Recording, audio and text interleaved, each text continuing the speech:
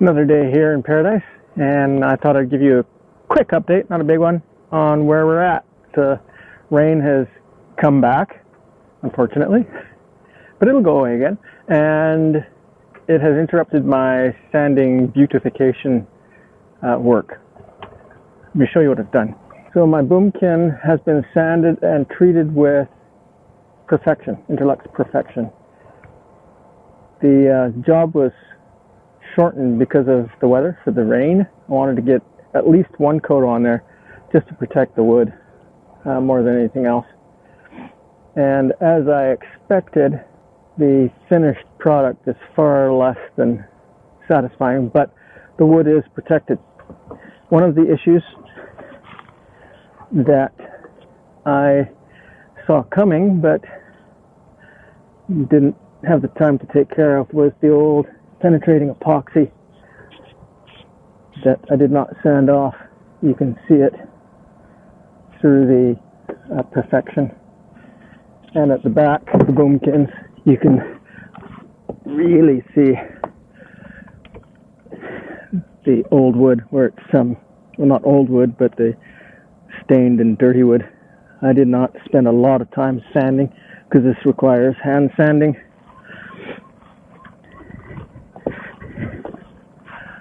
And as I rode up to the boat today, I noticed this. This is all the old penetrating epoxy. As soon as I put Perfection over it, it brought out the blackened color of the Perfection. All this dirt here, this is just algae build up from the winter and the rain.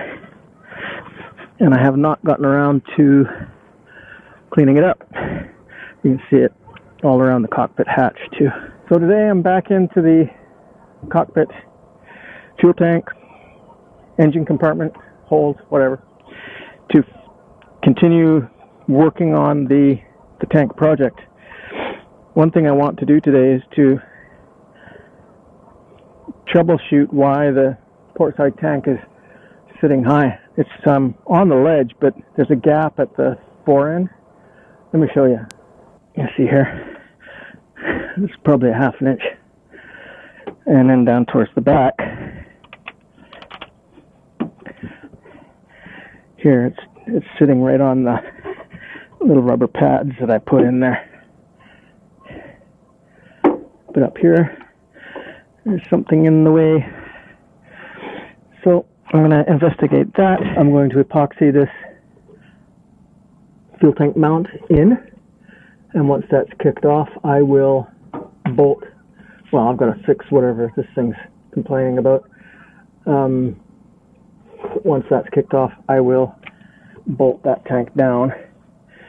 And that will pretty much end all the things I have to do on the tank. And then I have to put the exhaust system back in. And then I have to put the fuel filter system back in. There's the port side filter there and the starboard side filter there. I'm not purchasing new filters. These filters are kind of look old and grody, but they work just fine. Just spin a new filter on them and away they go. So why reinvent the wheel? And besides, I'm not rich. Everything on the boat costs ridiculous amounts of money. So with that little update, I'm going to get busy. I'll keep you posted. I decided to take a crack at another unfinished project. I've been halfway through this project for months now, and it's been percolating in the back of my mind, and it's just annoying having it sit there, so I figured I'll take half an hour out of my day and get it going. And what it is my mast gate. I need to glue the mast gate into the slot on the mast. Let me show you. So under here, I've got it masked off with tape. I'll tell you about that in a minute. Is the slot for the sail lugs. I'm going to cut this tape out and then glue this guy right here. Clamp it. And hopefully that'll be sufficient to stop the sail lugs from pulling out when I lower and raise the sail. So I will get busy on that and give you an update in a minute. Alright, so I've got the tape cut back and I've got my mast gate basically ready to go. And it's going to sit there like that. And I'm going to glue that thing right there. Like so. So the process was to fit and cut this, and then I used my handy dandy little moto tool here to roughen up the aluminum. I roughed up the aluminum all along here to get a good bond. Once that is in place and glued down, the excess material on this side I will have to trim back. This is the Storm Tri-Sail track, and I can't see myself using it outside of a hurricane, and there's no hurricanes here, so at least not yet. So I can leave that and take that out as time permits, but it'll allow me at least to have a functioning mast gate. So I'm going to glue that on right now, clamp it, and we'll see how it works. Okay, so I've probably got far too much epoxy on here, but you can see why I wanted to mask it all off, because as I press the mast gate on there, it's going to squeeze out, make a mess, and I don't want to stick the entire thing down.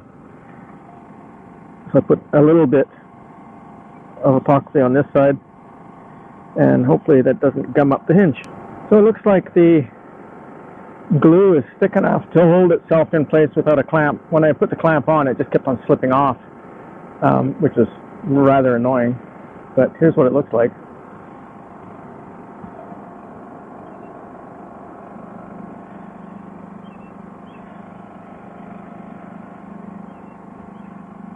Now the temperature today is about 60 degrees Fahrenheit, which is kind of coolish for working with epoxy, and I want to heat it up a bit so that thing doesn't slip while it's kicking off. So I'm going to heat it up.